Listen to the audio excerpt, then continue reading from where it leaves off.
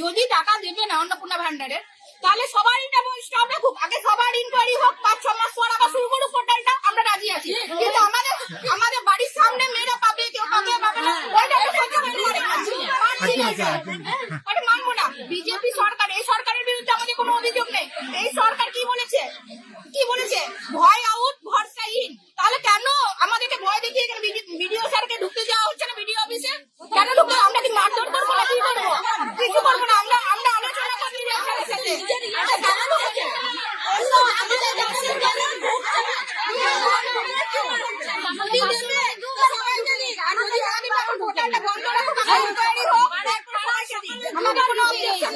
আমাদের একবারও ঢুকেনি। এমন অনেক কিছু আছে। আমার জামগ্রামের গোবিন্দরা, আমরা কেন পাবো না? গরিব মানুষ কেন পাবো না টাকা?